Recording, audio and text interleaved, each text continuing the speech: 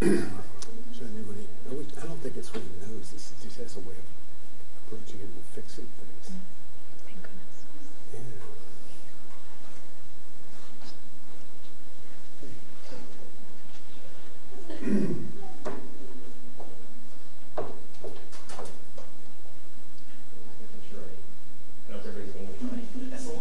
That's it. That's one. Mike, can you pull up? Okay. Can you pull up the pre-survey? Okay. Thank you. Survey.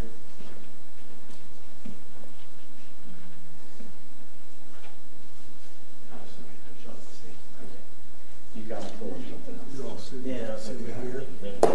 What? You're all sitting here. Standing here. You're standing there? Yeah. Hmm. I can't sit. I'm sit today.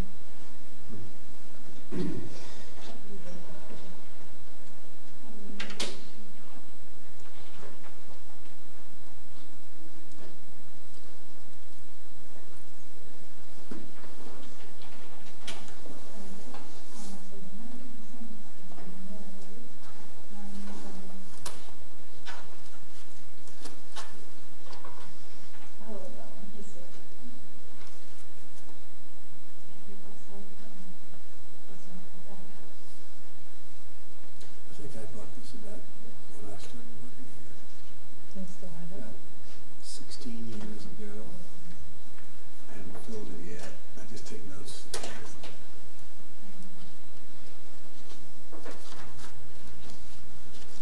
We're getting there, though.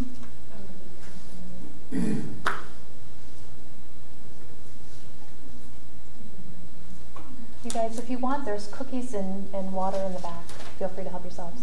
Thank you.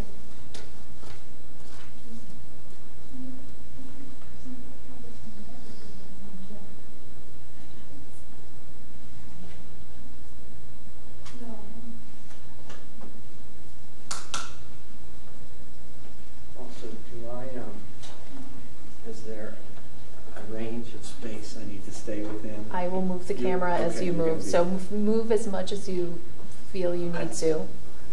I completely We're a big understand. Italian family. I work a lot better when I'm doing this.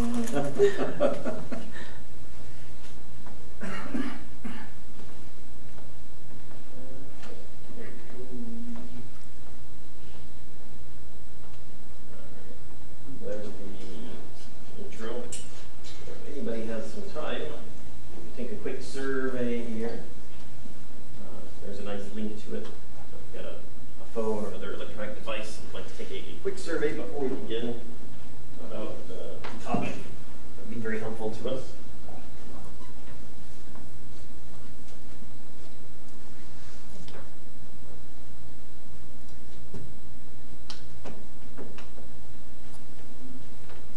Do I have like Yeah. to Yeah. run to the restroom? We'll get started in about 5-10 minutes. Okay. LPT, what do you have to type?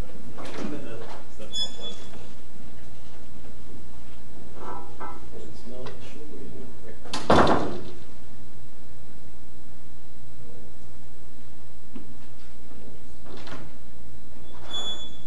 There we go. There you go. That's what it should be projected. I'm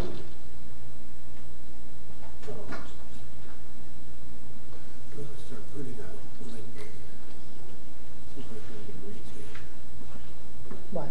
Well, I mean, Oh, I should send it out. we can just put a link next time. Yeah. Someplace where they can actually just go click on it. Yeah, there's 2 surveys. There's a pre one and there's a post one. So that's a good idea. Next time I will. The next event is going to be the Native American hip hop artist Really? in Cool. January 28th. That'd be fun. It's going to be awesome. Is the laureate still Kevin Mattis? I don't know. I think he should be. I think Should it's be. what, That he was. Yeah, he was. a couple of years, isn't it? Yeah, I think it's a 2-year. And he was just promoted, elected. Yeah, I think he was pretty fresh. Yeah. January of. Yeah, because it was like we had the other poet laureate, then like the state kicked him to the curb again. Mm-hmm.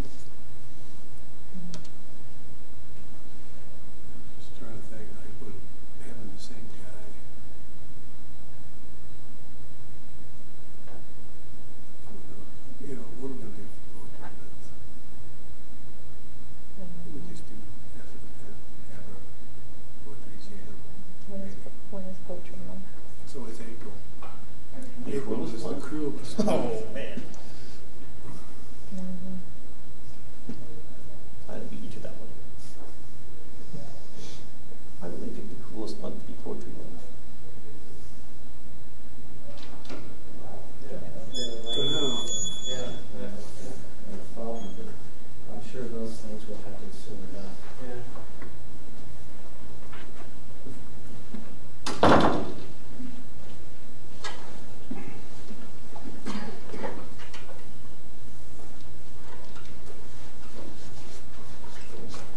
Are we rolling?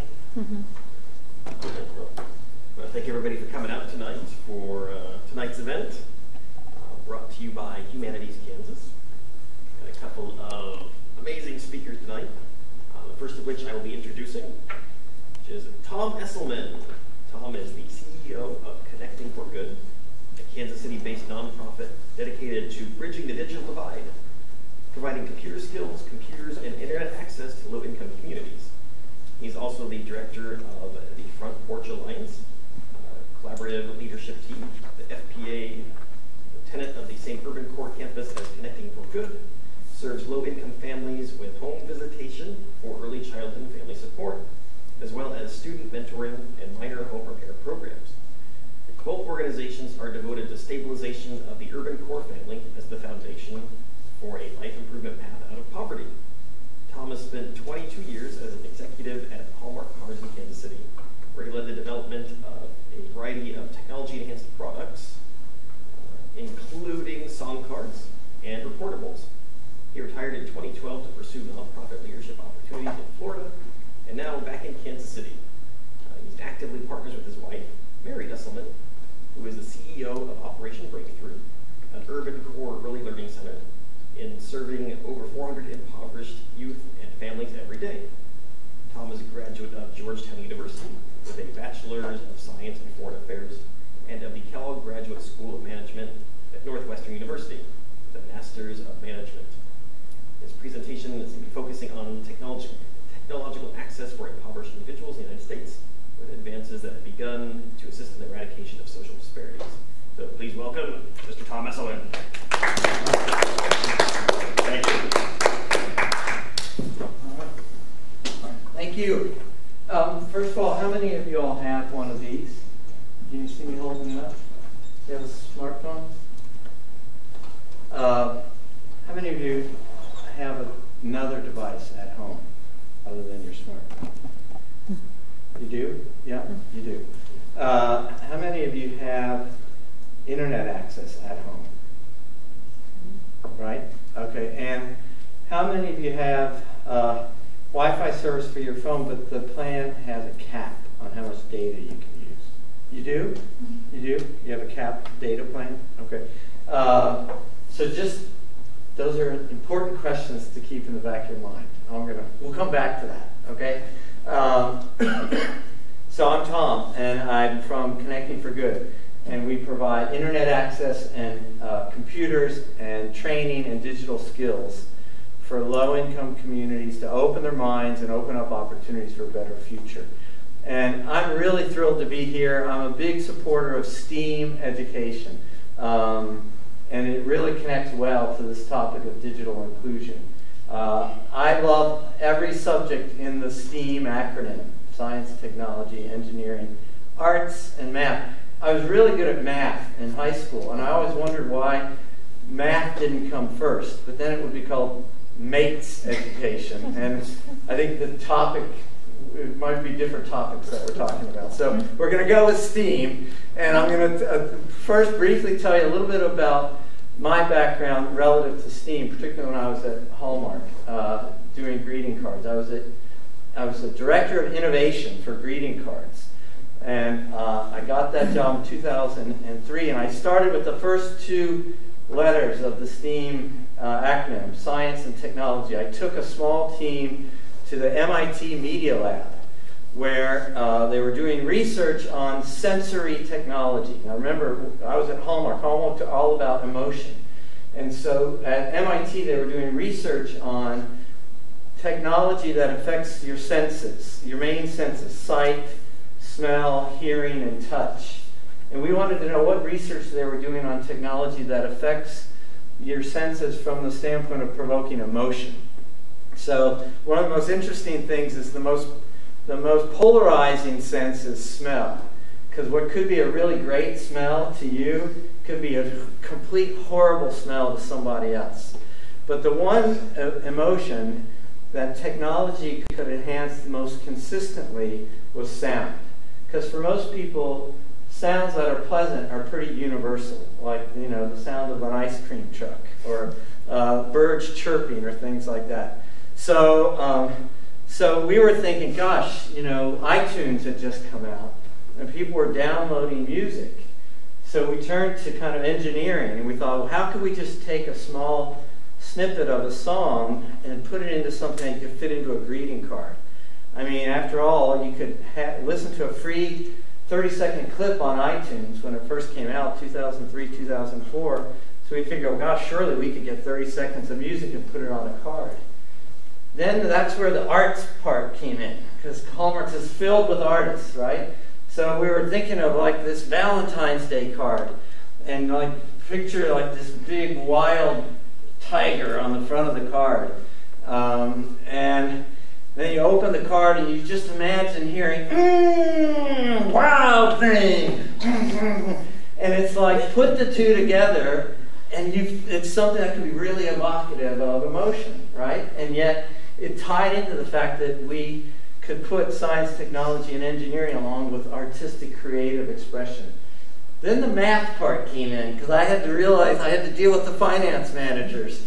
And at the end of the day, we sell greeting cards. And the average price of a greeting card was $2.50. So we had to put a battery and an IC chip and a speaker and wires and call it a greeting card. Well, we finally figured out how to do that, and we sold them for $4.99, and they were a huge hit. I think they're about $7.99 now. But that was the funnest, the most fun thing I got to do in my career. And talk about technology improving people's lives. When we did recordable cards and recordable storybooks, I mean, there were grandparents buying them, recording their voice, sending these storybooks all over the world, and they could share really emotional connections with loved ones in ways that they'd never been able to do before.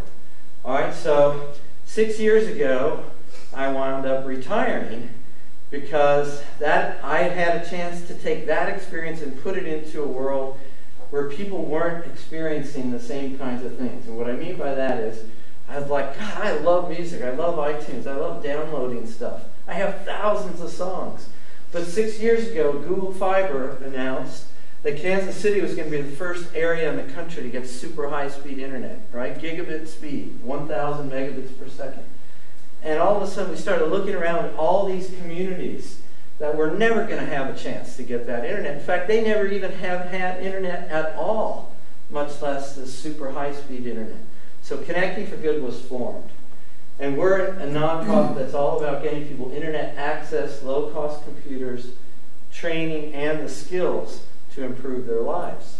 All right, and you think, okay, so that's what we're focused on doing. And that's a pretty straightforward thing, right? But not everybody cares about internet just so they can download music, right? So think about this. So there's a bunch of people, this is a real live example, there's a bunch of people throughout the state of Missouri and Kansas who they don't have a high school diploma or a college education. A lot of them are single moms, and one of the things they've really gotten good at is taking care of kids. And so one of the ways they support themselves is by taking care of kids and doing child care. And they get subsidies from the State Department of Social Services. So a year ago, after about 20 years of getting these subsidies, where every month they would work with a caseworker or an office like the local investment commission to make sure all they had to do is turn in timesheets. They had to be certified, and they have audits to come out and make sure they're doing a good job, but they just turn in monthly timesheets. A year ago, a notice went out that said, starting in 1 month, you'll only get your subsidy if you have an individual login and password, and you turn your timesheets in online. Well, only 30% of all the home health care or home child care workers in both states even had internet access at home. So you can see what a problem that's going to be for somebody who relies on their daily income on things that all of a sudden now are reliant on the internet. So I just use that as an example of the kinds of things that we take for granted in our lives. All right? Here's the biggest issue. We can't just go into low-income communities and provide internet access or free Wi-Fi hotspots or free computers and training, which, by the way, we do all those things, and expect for it to solve the problem. And here's why. This is some Pew research that was done 2 years ago, and they found a cross-section of people throughout the United States who did not have home internet. And they tried to find out what are the reasons why you don't. And you would normally think, oh, I can't afford it. Well, can't afford it was just 20%, 1 out of 5. The 2 biggest reasons were, it's not relevant, or I'm afraid. Not relevant is the majority of people like you and I who have a smartphone, and we can access internet, we can download stuff, we can play games until our data cap kicks in, and then all of a sudden you get throttled back and you can't do much of anything, right? But the people that we have the most trouble trying to provide services that will help them are the very people who they don't think it's a problem at all because they have smartphones. So that's the majority of people who said that it's not relevant. So how are we going to help people see the relevance of having a home desktop computer to help their kids doing homework, or a laptop that can back up whatever you do on your cell phone? It's kind of hard to do a term paper or a resume or a job application on your phone. It's possible, it's kind of hard. So how are we going to get through to that many people? And the frustration and fear, think of all the older adults, your parents, your grandparents, aunts, uncles. They've grown up never having to be forced to learn how to do computers. So now all of a sudden, I mean, within 2 years, if you don't have your own personal login and password, you're not going to get your Social Security benefits. I mean, Medicare, Medicaid, all kinds of things. Taking care of parking tickets and stuff. If you don't have digital skills, you're going to be left behind. So we realized that the issue affecting low-income, particularly in this case urban core communities, but it's even more pronounced in rural communities, is not just technology access. Does that make sense? So I wanted to kind of create that as a baseline for kind of why I got myself so involved in this. Because right now we have an opportunity to make a difference, and the way we do it is not just about providing the technology. It's around this idea that you meet people where they're at. And George, I know you're going to be talking about issues affecting people in Africa. Economically distressed areas, it's very difficult to reach people just by lecturing them or trying to tell them they need to do something. They're not going to trust you if they don't know you. So the way Connecting for Good operates, and the reason why I run Front Porch Alliance, is Front Porch Alliance is in the same building as Connecting for Good, and that's a nonprofit that focuses on visiting low-income families in their home and learning what's going on in their lives. That way the conversation isn't, I'm here to serve you. The conversation is, I'm here to be with you and walk with you and find out what's going on in your journey. That way, when the issue of technology comes up, it's in the context of knowing what are the struggles that you're going through in your day-to-day life. That's such a critical component to helping this problem. Here's kind of the ecosystem that we play in. And I know it's a bit of a busy chart, but I think it's easy for us to understand and explain to people when you put it in the context of a tree. Because a tree can't grow unless it has strong, healthy roots. And we can't find a way to close the digital divide if we're not focusing on internet access, connectivity through both broadband infrastructure, but also Wi-Fi hotspots and things like that, as well as computers. We're talking about smartphones, cell phones, tablets, laptops, desktops. Each one has a different function. But that's where the issue began, and it lost a lot of steam, pardon the pun, because it didn't focus on what the community really wants to see, and that's skills development. examples where people can take technology and turn it into something that really augments their lives and puts them on a path toward improvement. I put the things that we teach in the 3 buckets: education skills, life skills, and career skills. And it's particularly important when you think about the types of things that a young student who benefits from science and technology classes, some basic coding classes, the interest that can develop in them when they see how many problems they can solve through what that STEM education does, as opposed to someone that's in the job market and they need basic skills and advanced skills to get a job, or if they have a job, to get a better job. A great example of that is recently we partnered with UPS. So UPS has started doing hiring fairs, and they make it very clear in their postings. You just have to fill out an online job application and have an online resume. So we've gone to 3 different job fairs where UPS is hiring, and they promise. They say, we have jobs ready. We're getting ready to go into the biggest shipping and delivery time of the season. So they're going to be hiring a lot of people. They promise you that if you have those things and you qualify, they'll give you a job on the spot. So Connecting for Good, my staff and volunteers, we show up at every one of their hiring fairs with at least a dozen laptops. And I guarantee you, every time, 90% plus, they walk in that room, they don't have a thing with them. And they look like deer in headlights when they realize, what am I going to do? We sit down with them, we ask them their information, we help them put it into an online resume, we help them make sure they can fill out the online application. The last one we did, 104 people. After one day, 104 people walked out of there with a job. 2 of my staff were describing it to me, and they were in tears telling me about it. Because there's nothing that brings to life better, what this ecosystem is all about. When you realize just the simple act of having access to a tool and having somebody that cares enough to just sit down with you and help you do it, what that can mean in your life. So I've had an amazing amount of fun in my kind of post-corporate career focusing on this issue, but it's not because it's about whiz-bang technology. It's about relating to people with interests that are common to them. We go to a lot of churches, we go to a lot of community centers. We're really, really big on connecting through social media because you think, well, gosh, if you're trying to help people that aren't online, why would you use online social media tools? The staff members and supporters and donors of churches and other nonprofits who are all online, they love hearing about us.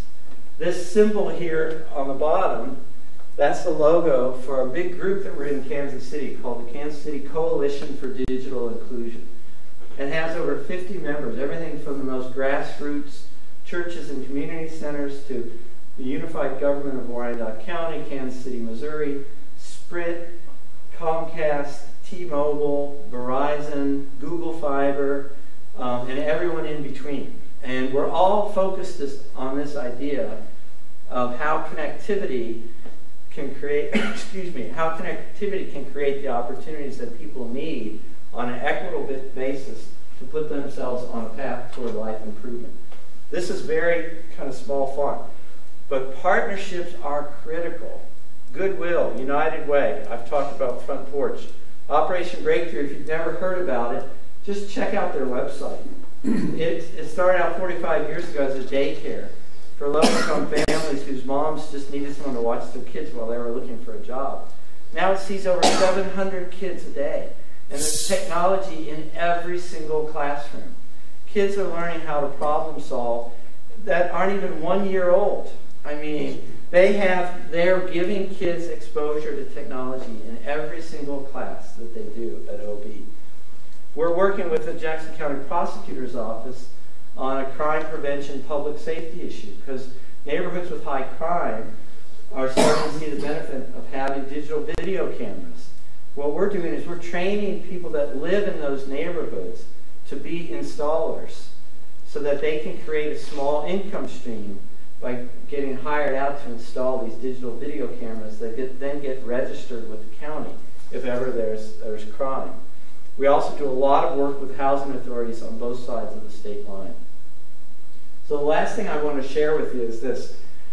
By spending the time that we do, just literally sitting down side by side with people, we've been able to expose just life changes that you just would never believe. I got to tell you about the most recent one. It was an older gentleman who has a daughter that lives in Atlanta. The daughter has 2 baby girls, and she kept berating her father to come into Connecting for Good to take a free class so he could learn how to use his cell phone. And he was very grumpy, and he sat down in the class and said, "I'm only here because my daughter forced me to." And our instructor, who by the way is 81 years old, Carol Myers, so I have to check her out sometime, she said, "What the heck's the matter?" And he said, "Well, my daughter keeps sending me pictures of her babies, and she's mad at me because I don't know how to answer her back. And I don't really care. I only use the phone to call people." So Carol said, "Well, let me take a look at your phone." She looked at his pictures. He had like 700 pictures on his phone. The only problem was like 698 of them were of like that brick wall or this carpet. He had been accidentally taking pictures. But there were 2 pictures on there that his neighbor had taken. One of him sitting on his couch at home with the dog. So Carol just asked him to give her his daughter's phone number, and she texted him this photo of him on the couch with the dog. And about 30 seconds go by, ping, he got an answer back, and it just said, "Aw, Daddy." And this guy started crying, just right in the class. And from that day on, he kept taking classes, not only learning how to use his smartphone, but how to take basic classes on word processing, Excel. He's now in a PowerPoint class because he's helping his church make flyers. All right, so those are some extreme examples, but my goodness, the degree to which you can touch people by focusing on sitting down next to them. I'll leave you with this. It's a Chinese philosopher who talked about the idea, and the way he put it is, "I went to the mountain seeking wisdom, and I did not find it. I went to the ocean seeking peace, and I did not find it. I went to the temple seeking God, and I did not find it. But I walked with my neighbor, and I found all 3. And to me, that's what you have to do to close technology gaps. You can't just provide access to technology. You have to meet people where they're at. You have to walk hand in hand with them. Thank you very much.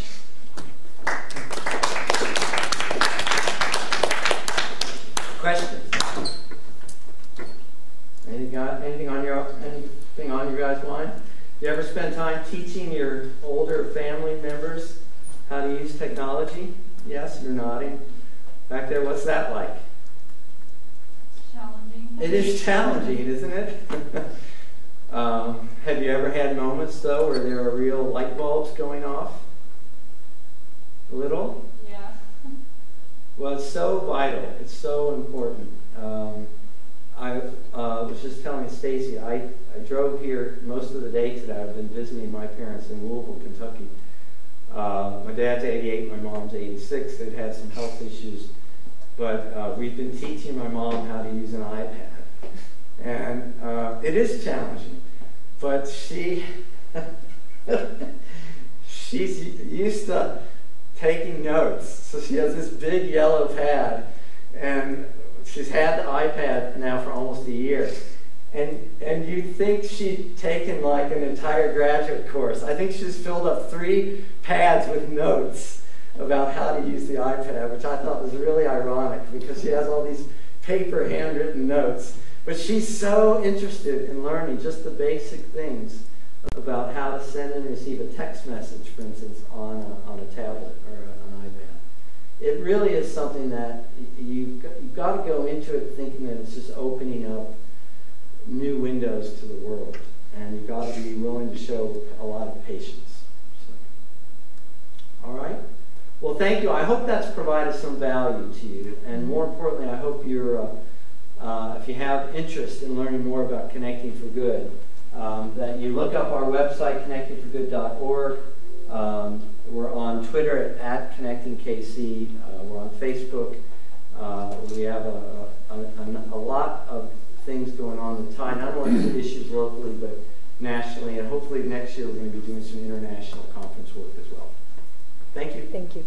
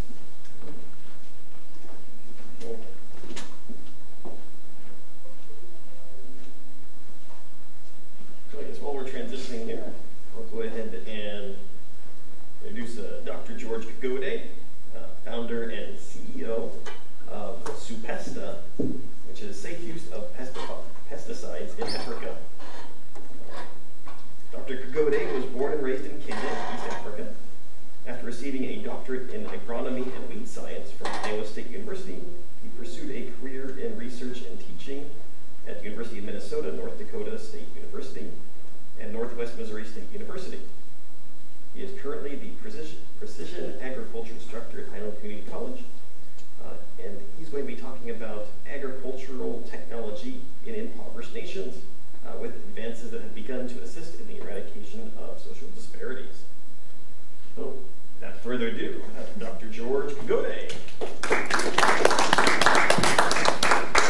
Thank you.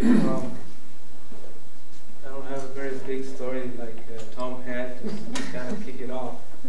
But what I do want to do with my presentation, and after talking to Stacy, is kind of take you on a trip to Africa, and because that's where I'm from, and because this story needs to be told. And as I start out, I will maybe show you what I'm going to talk about in this outline, and kind of give you an idea of what the issues are. And I'm going to weave in my story because I think it's important to know how I'm connected with all the things that I do for my mother continent. But I'll start out with a little bit of a background, very brief background on Africa, and it's focused on agriculture because that's where the mainstay, or where the big issues are. Then I throw in a little bit of my background, why I'm standing here today, is kind of weaving into that. Then of course, Kenya, my home country. I'll focus specifically on Kenya, and then kind of talk about where the access, or where the problems really are, where the disparities come from, and how they're being addressed, and then I'll summarize. Okay? That's the continent, 54 countries strong, and it's very, very, I don't know, good or bad. The 10 poorest countries in the world are in Africa. In fact, 17 of the 20 poorest countries are African. Yet, 6 of the fastest growing economies are in Africa, good and bad. But it kind of gives you something about the continent that doesn't usually get told.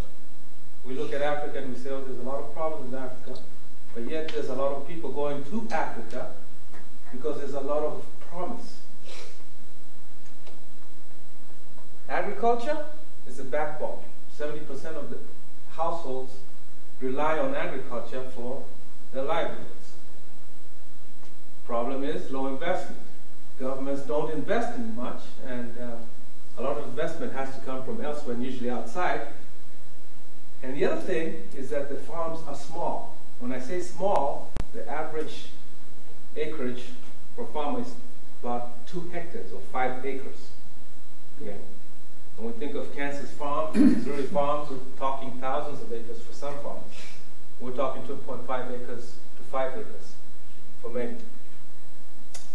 The other thing is population. Right now it's about 1.2, 1.3 billion, and is expected to get to 2.4 billion by 2050. That in itself is a huge challenge. How are we going to feed all these people? Okay. My background. Early life and education in Kenya. When I say early education, I got an associate degree, kind of like from a Highland college in Kenya. And when I went out to kind of make a living, I kind of found myself inadequate, and the only place I could go to get a further education at that time was the US. So I did my bachelor's in Ohio, master's in Alabama, PhD in Iowa State. Then I went to University of Minnesota, did a postdoc, North Dakota State University, where I was on faculty in the Northwest Missouri State University. I left those positions to try my angle in international development. Okay? My focus was on Africa. Problems are so many, people working on the, Africans working on the problems, very few, especially the ones who are well blessed and are out here. But I tried. I worked for a nonprofit that focused on African issues. They're based in Washington, D.C. It's called Africare. Worked for them for a while. Then I set up my own consultancy and started to travel back and forth to Africa that deals specifically with pesticides. That's a technology that we take for granted in this country, but when it comes to third world countries, there's a huge problem. And I'll touch on that a little bit later. Then, just recently, an initiative that was started by my late mother, where she focused a lot of her life dealing with street children, okay? Abandoned children that lived on the street. And so we took what she did. She passed away last month, but in her vision, she had already acquired something that we could focus on, a piece of land that we could build a facility that would eventually cater for those street children, but in the meantime, we could do something in agriculture that would foster that connectivity between what she was doing and what I'm doing in agriculture. And now I'm here. Precision ag is my thing, and so maybe one day I'll talk about that. Okay, that picture presents why I'm here today. I grew up basically spending all my vacation time doing that. And you guys who like to hang out understand that is a joy killer right there. So my childhood, in April holiday, when I got home in April, I was going to weed, and then in August we'd be harvesting, and in December we'd be threshing. Every year of my growing up life. Why? Subsistence agriculture, subsistence farming. Subsistence farming means basically you're growing to eat. It's not a business. You're growing to eat. And so it's very low productive, high labor, low yields. Okay? What was our problem? We didn't have the finance to really to think outside the box. We didn't have the advanced technology. We didn't have any new ideas. And even if we had them, we didn't know how to implement. Okay? So, why did I go after a PhD? I was sick and tired of doing that. So I came to America, and what did I become? I became a weed scientist. Weeding right there, I said, the first thing I want to do is try to figure out a way in which I could make it easier for my fellow Kenyans, Africans. So,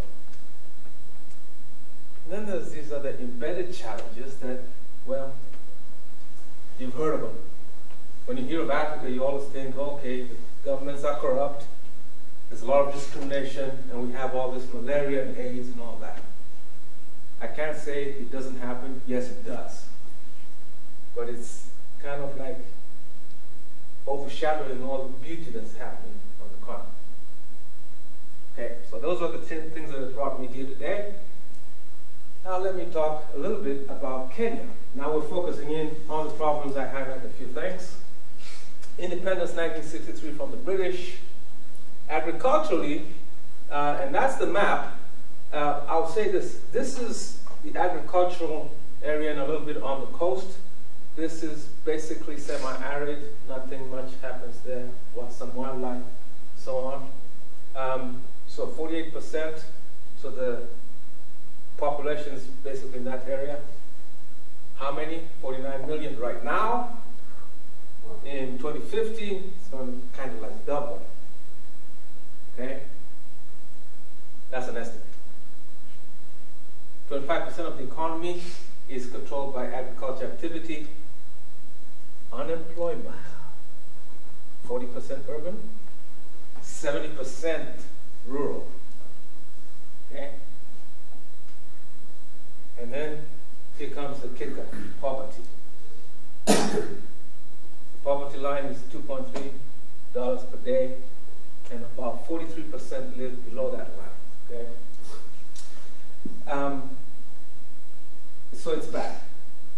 Yet, when you look at the growth of the economy, Kenya is at 5% GDP. But then we have all this going on. All right. Got to throw in a little bit of PR for my country, for my home country. That's Nairobi Animals, the big attraction. That's my hometown. And my hometown is the home of the largest bird sanctuary. If you really want to see some real flamingos, go to Nakuru, Kenya, and you'll see them. The people, okay, we go from this extremely nomadic, these are the Maasai, extremely professional. Some of the Maasai are both nomadic and professional.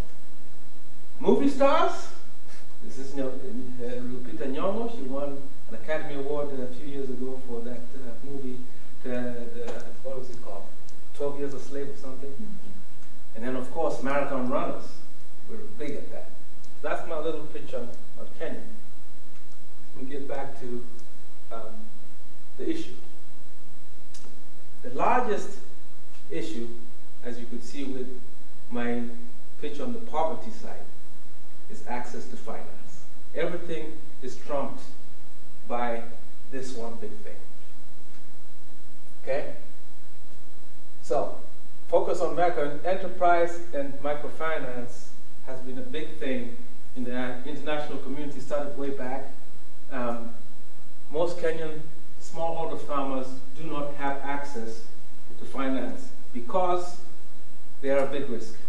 Okay? They don't have any collateral. Okay? And if you give them a loan, you have to give them high interest rate. Doesn't work. I don't know if you know this man. His name is Professor Muhammad Yunus. And several years ago, he managed to figure out how to give money to poor people, to loan money to poor people.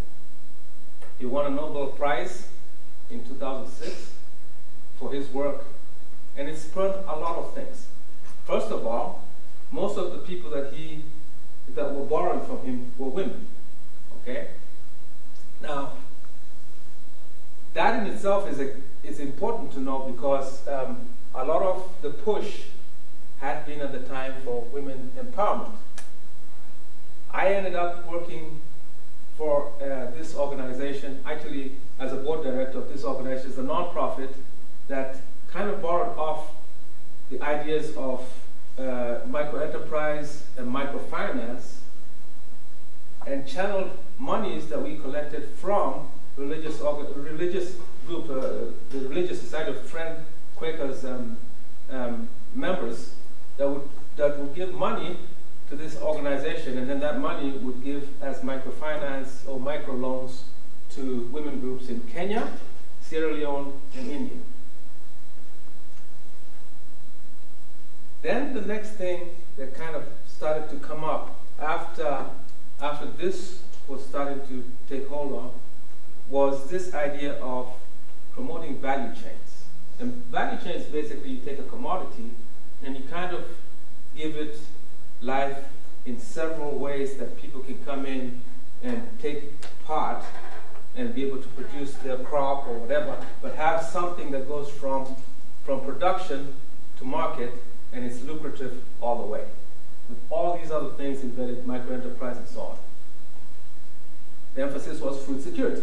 Africa's got the biggest food security issue, so food security is what was the major emphasis. The other part was access to lucrative markets, because one of the challenges is that for many smallholder farmers, they would produce their crop, but would lack where they would sell it for a good price, and they had to sell it to a middleman who would then go and make the big bucks.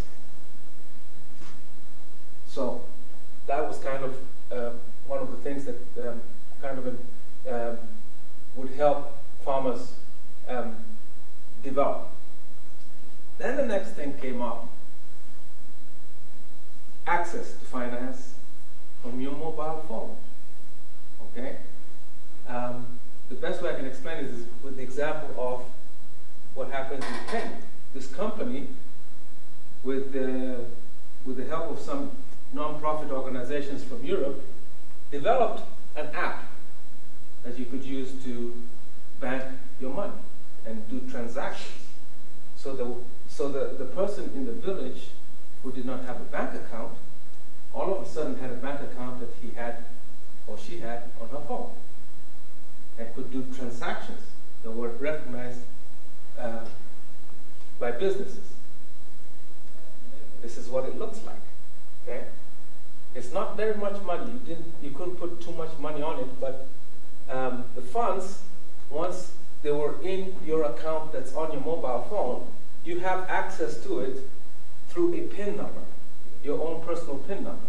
So instead of carrying cash, which would make it a little dangerous for you because you could get mugged or whatever, you put all your money in the phone and do all your transactions on phone. So access to finance, all of a sudden, has now become solved to a degree, either through microenterprise type ventures or through access to banking facilities without having a bank account in one of the big banks. The other thing that it did for the banks is that it made them realize they're missing a big market. Yes, the smallholder farmers is a big risk, but they're also a big investment if it's conducted properly. So, another thing that's started to happen is that in this space of finance, we have these small startups that are coming in to facilitate the whole situation, to make credit available to smallholder farmers, but at the same time also to help financial institutions come into this little market that was ignored, but now is getting attention because of what the Grameen Bank and Professor Muhammad Yunus started off several years ago, that smallholder farmers, these poor people, can actually be a big investment if they are treated right and if they're handled right. And then, of course, a part of making sure that farmers get the right price for their produce, other startups come up and take that space and help farmers market their produce. Okay, what has this done for major global corporations? What they've understood now is that these small startups are better connected. Tom talked about the connectivity to the people on the ground. You got to make that connection. These guys are doing it a lot better than the major corporations, because these guys have started saying, we cannot deal with the smallholder farmer because it's a high risk and we can't address the problem. So these guys come in, boom, problem solved. So the disparity is shrinking because of all these things that have been happening on the side of finance. Let's talk technology. It's very, very difficult to use a huge implement when you're talking 2.5 acres, 5 acres. You have to downsize. So that's the one thing, downsizing the machinery. Okay, this happens to be, I think, a Chinese company that did this, but a lot of the companies that ignored the smallholder farmer because they couldn't figure out how they could make implements that small, and now started to get into this space. Irrigation is at an all-time low in Africa. Very little irrigation tapped. And the water is there. The technology kind of escaped. How do you do it? It's very expensive to dig a borehole and so on. But, and our next slide will be companies that are coming in and combining solar energy with the ability to run a pump to provide irrigation to smallholder farmers. Pesticides. I talked a little bit about what I was doing with pesticides. Pesticides have come in. They're not manufactured locally, they're imported. Okay? And about pesticides have this unique thing about their patent. Patent expires, and then everybody can make that particular compound. And so a lot of the pesticides that are coming in from their generics. They might not be the highest quality. They're coming in. They don't have the stewardship, and so they're seen as a silver bullet by most farmers to take care of the problem. But then the environment, resistance, and all other issues. Then starting from what my mother started out with, and then adding the agriculture component. I'm using this as an example. Many of you might not recognize this tree, but it's the baobab tree. The baobab tree. How many of you have seen Lion King? Okay. Remember Rafiki? Rafiki in the tree and breaking the fruit? Well, he was doing it in a baobab tree. Okay. This is when it's in full production, and this is when it's in the dry season. It looks like the roots are up. This is a product that comes from the fruit, okay? And what happened with this product was that the lady that started manufacturing it, all she needed, she was doing it in her garage. Some very small industry type. She didn't know exactly how she could get it to be marketed, and all she needed was the idea of a machine that would help her process this smoothie.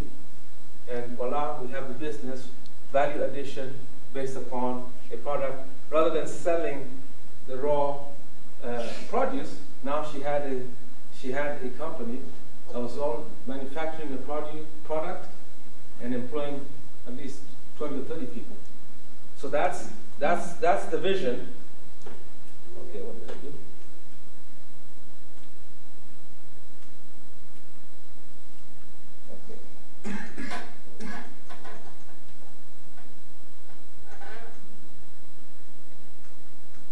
That's the vision that we have with Kondania International. Help farmers navigate this divide where they seem to just be selling raw produce, but be able to add value to whatever they produce. Newer technologies coming through the woodwork, computing, aerial imagery, precision agriculture. Lots of applications that are coming through that are now making their way into Africa or are there, and companies that, like this one, that's taken that precision aspect, made it affordable so that the farmer that can afford that, it's a small price, can be able to map their soils and know the productivity of their little land. I talked about irrigation. There's this company, Sun Culture, that's developed a solar pump that can draw the water from wherever, whether it's a river or from underground sources, in order to irrigate crops.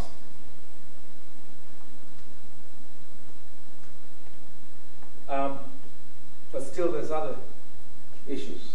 Climate is kind of become unpredictable, and still needs navigation, a little bit more precision in navigating this area of environmental impact because of the nature of agriculture inputs, not just pesticides, but also fertilizer, manure, you name it,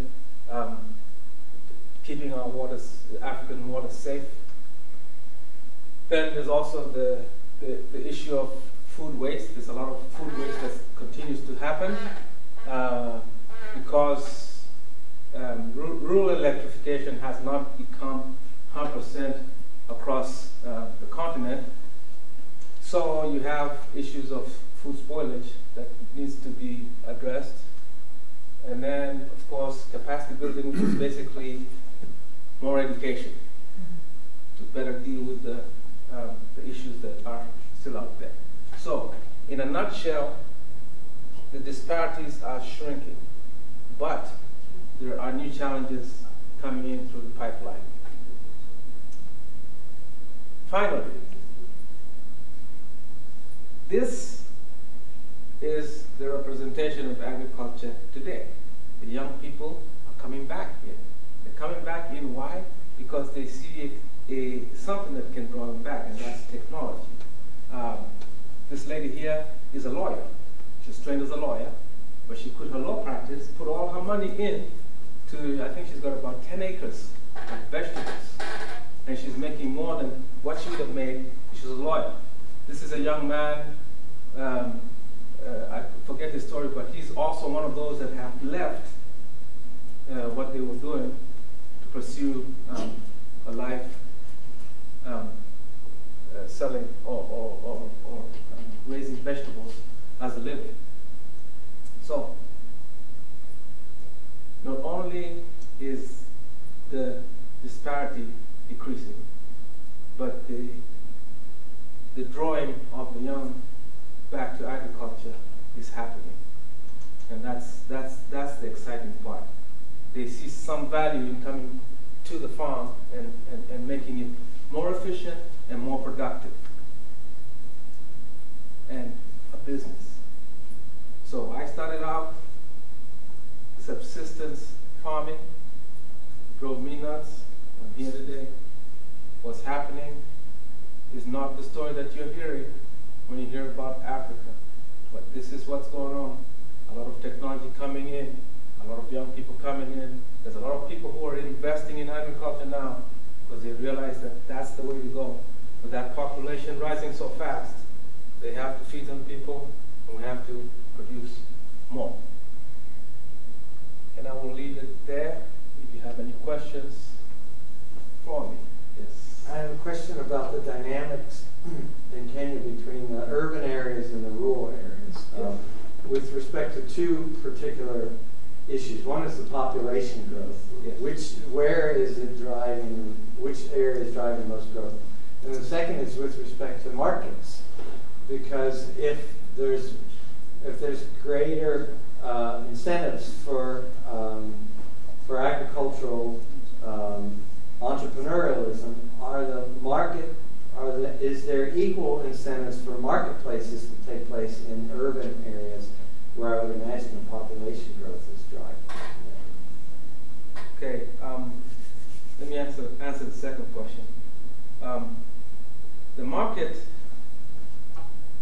the most lucrative market right now is the urban area, the better prices urban area. And so that's what's driving a lot of this thing. The population growth is also, this is what's happening. In the rural regions, there's a whole lot of nothing happening. Unemployment 70%, it's going to make you want to leave. And where are you going to go? You're going to go to the urban area, and even though the data says it's not as good, but that's what's happening, and that's where the market is. And so, my thinking, and a lot of people think that the only way you can prevent that, because when you have higher unemployment in the city, you're just driving up the slum population and the homeless population. So if you create the opportunities in the rural area, then you you might get them to stay. You might get them to start building stuff that will keep them there. Is it happening? Yes and no.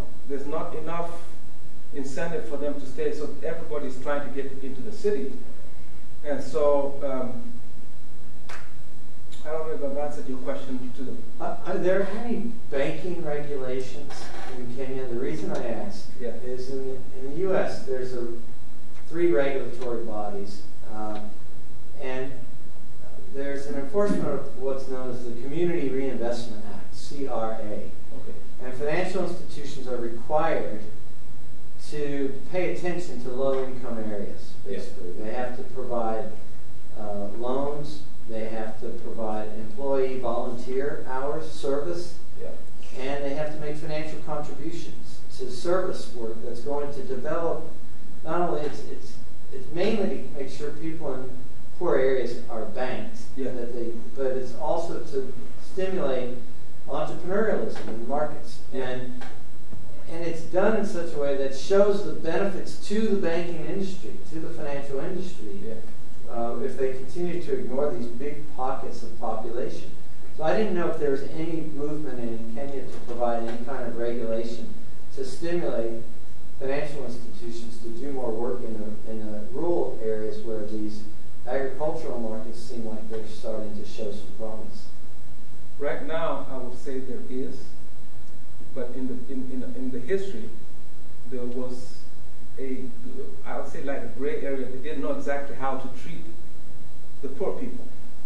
But then when these things that started with the Grameen Bank, where you could reach out to the poor people, then these banking institutions started to do it. And when Safaricom came up with this banking solution, it just didn't do it by themselves. They tried to bring in the banks as well.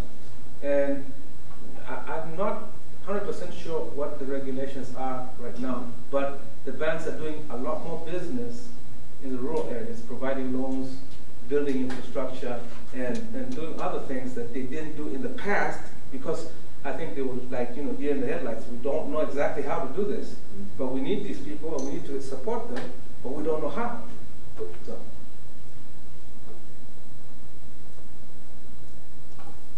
Yes? The young woman that stopped being a lawyer and started doing vegetable farm and is actually making profit. She's got a business going. She's farming, I understand, like twice as large as the smaller subsistence farms, right? Yeah. 10 acres, you said? 10 acres, yeah. So that seems like an improvement. Moving into where they can start collecting some money in investment. Is there a limit to what? Is there an ideal size average farm that has the benefit of that doesn't begin to actually put the agriculture in fewer and fewer hands, like has happened here where we live? 2 square miles or 3 square miles per farm, and people not living in the countryside anymore. Is there a problem? Is that being anticipated? No. I'll tell you why. In Africa, at least in Kenya, people are tied so much to the land that land is passed on to generations, it's subdivided.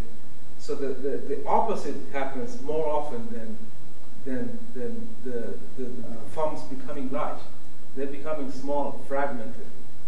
Okay, and so that is one of the underlying problems, that we're cutting them down to pretty soon everybody has an acre. So you're fighting the opposite tendency. Yeah. So what do we do if then those other people who wouldn't be doing subsistence farming because it was being farmed in larger parcels, they would be involved in the value adding, hopefully? I'm trying to figure out what to do with those people that are coming back to the countryside. Those people who are coming back to the countryside, they are basically buying the land of people who maybe don't see anything more than, okay, well, I can't do anything more than this. They will sell the land. So there's a lot of that going on. they're buying up the land and then they're putting it into productive because they know, okay, I can irrigate. The guy that he bought it from didn't think of irrigation, didn't think of pest control. Just said, okay, well, you're giving me good money for it, and walking away. And this person is now seeing the benefits of doing other things with the land. So that's what's happening with these younger generations. They're coming in and they have ideas, they have ways to do it, and some of them come to America, they see how it's done, and then they go back with these ideas, and then they Africanize the idea and go forward. It's all about ideas, exchange of ideas. People need people, like Tom said. Can't work in a vacuum. Yeah.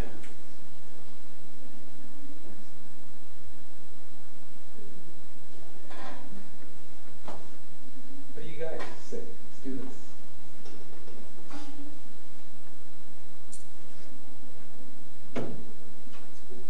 Yeah, I just comment. We always talk about connectivity equals opportunity, and also, you know, when communities are connected, it's the only way you could start to provide equitable opportunities. Yeah.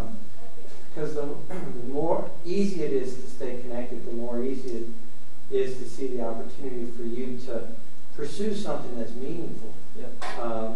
It's almost, in every case, if people just are handed their subsistence, they lose their own dream and their vision. Yeah. But when people are handed the opportunity to pursue a way to make their own way forward, it just generates more and more interest in making that future happen. So I think the Nobel Peace Prize went to that microloan idea because it gave people hope. Yes. It gave people a way to see themselves doing things that are going to support themselves going forward. And the best thing about technology is it makes it easier to stay connected.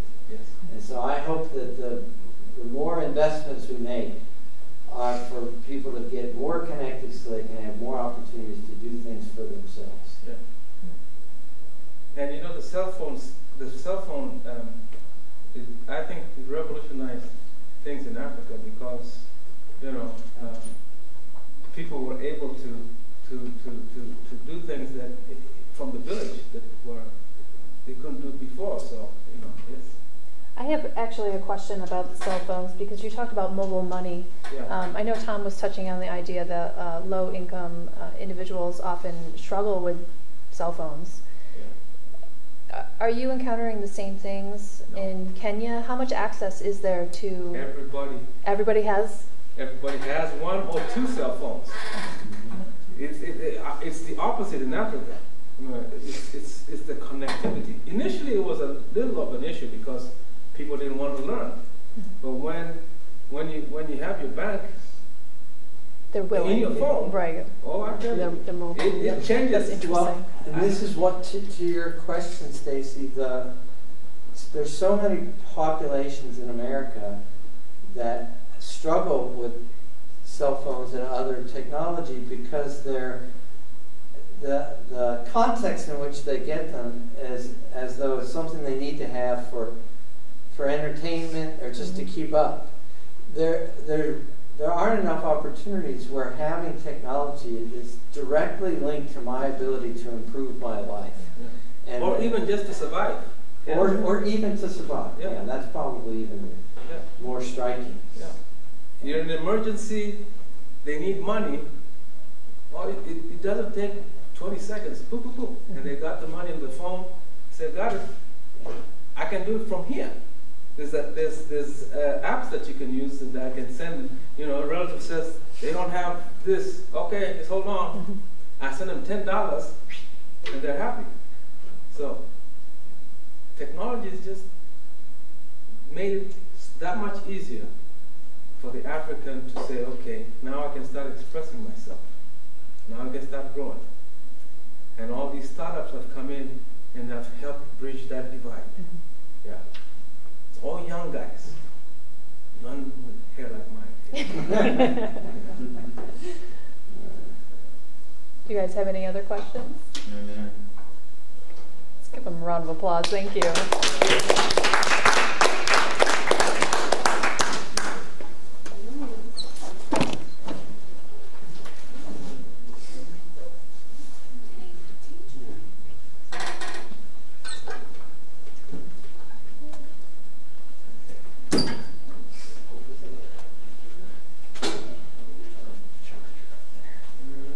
This is the